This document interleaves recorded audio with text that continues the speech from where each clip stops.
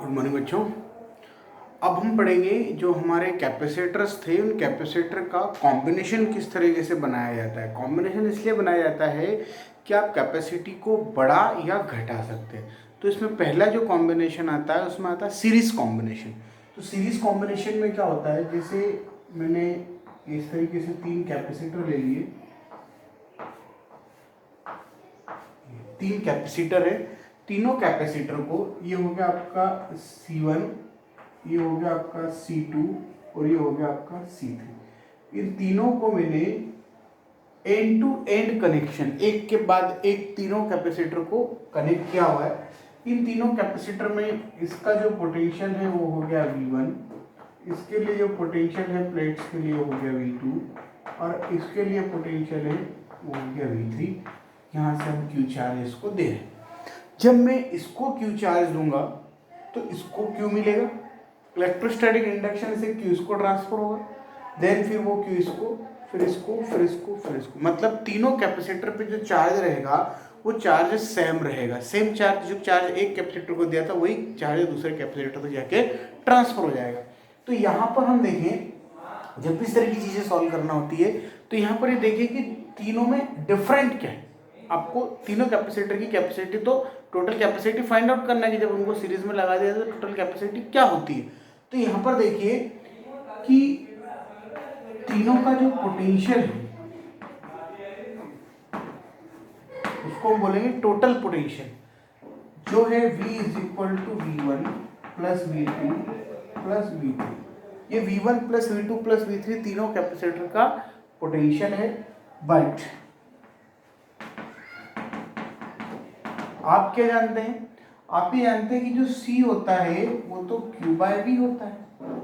C क्या होता है? Q बाय V होता है। आपको V का वैल्यू चाहिए तो V इज इक्वल टू क्या हो जाएगा, V का वैल्यू निकालेंगे तो क्या आएगा, Q बाय C। ये V यहाँ जाएगा, C से आ जाएगा। तो फिर V1 क्या होगा, V1 फाइंड आउट करेंगे तो Q1, सॉरी Q तो सेम है, Q बाय C1। V2 निकालें आप तो V2 इज इक्वल टू आएगा Q बाय C2। फिर V3 निकालें आप तो ये जाएगा Q बाय C3। अब आपके पास V1 है, V2 है और V3, जब तीनों आपके पास फाइंड आउट हो गए हैं तो यहाँ देखिए V1, V2 और V3 तीनों का वैल्यू पुटअप कर दो। तो V is equal to Q by C1, Q by C2, Q by C3। और ये जो Q है V है, इसकी वैल्यू भी अपने पास क्या है, Q बाय C। मैंने यहाँ से Q को कॉमन ले लिया तो यहाँ पर क्या बच गया, 1 by C1 plus 1 by C2 plus 1 by C3। इस Q से ये Q कैंसिल हो जाएगा। तो फाइनली आपका जो कैपेसिटेंस आएगा वो 1 by C equal to 1 by C1 plus 1 by C2 और प्लस में 1 बाय C3। मतलब जब भी आप सीरीज में किसी कैपेसिटर का कॉम्बिनेशन बनाएंगे तो हमेशा उनकी जो कैपेसिटी है उसकी वैल्यू जो रहेगी वो कम हो जाएगी। क्यों? क्योंकि देखिए यहाँ पर आप कैलकुलेट करेंगे तो 1 बाई C आपको निकालना, तीनों का एलसीएम लेके सॉल्व करेंगे, फिर टोटल करके फिर डिवाइड करेंगे तो न्यूमेरिकली जब आप उसको सॉल्व करेंगे तो वहाँ पे उसकी जो कैपेसिटी है वो कम हो जाए। अब इस पे कुछ न्यूमेरिकल्स आते हैं तो न्यूमेरिकल को किस प्रकार सॉल्व करते हैं वो एग्जांपल देके मैं आपको बता रहा हूँ। ले जाए कि आपके पास 3 कैपेसिटर है और तीनों कैपेसिटर में एक का वैल्यू है C is equal to 2 microfarad, दूसरे का वैल्यू है C is equal to 2 microfarad और C3 इज इक्वल टू है 4 माइक्रोफेरेड। म्यू लिखा हुआ है मतलब ये माइक्रोफेरेड है। अब तीनों की यूनिट सेम है इसलिए यूनिट कन्वर्ट करने की जरूरत नहीं है, अगर सेम नहीं होती तो हमें यूनिट को कन्वर्ट करना पड़ता।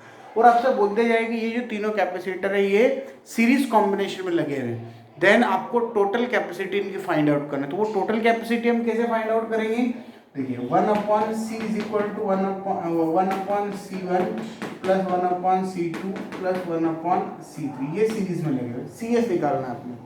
तो देखिए 1/CS is equal to 1/C1 मतलब 1/2 प्लस 1/2 प्लस 1/4। अब अगर यहाँ पे सॉल्व करें तो 1/CS is equal to LCM ले लो। एलसीएम लेने में क्या होता है, केवल एलसीएम लेने में दिक्कत आती है। तो तो आपको क्या करना है, सिंपल तीनों का मल्टीप्लाई कर लो।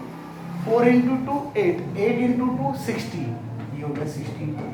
16 को डिवाइड करेंगे 2 से 8 टाइम जाएगा, मल्टीप्लाई करेंगे तो 8 आ जाएगा, प्लस यहाँ भी 8 आ जाएगा, प्लस यहाँ 4 आएगा। कितना आ गया, 8 और 8 16, 16 और 4 20, 20/16। अब बच्चे गलती क्या करते हैं, इसको आंसर लिख के आए, जबकि यहाँ पर क्या लिखा हुआ 1/CS लिखा हुआ, तो इसको उल्टा करना पड़ेगा क्योंकि CS ऊपर जाएगा। CS इक्वल टू आएगा 16/20, इसको मैं कैंसिल कर रहा हूँ तो ये आ रहा है 4/5, मतलब CS इक्वल टू आपका जाएगा 0.8 माइक्रोफैराड। ये आपका आंसर। मैंने क्या बोला था, सीरीज में लगाएंगे तो कैपेसिटी घटेगी। आपको देख लीजिए 2 2 2, एक की 2 थी, लेकिन जब तीनों को जोड़ा तो कितना हो गया 0.8 माइक्रोफैराड। इस तरीके से आप इसके न्यूमेरिकल्स भी सॉल्व कर सकते हैं।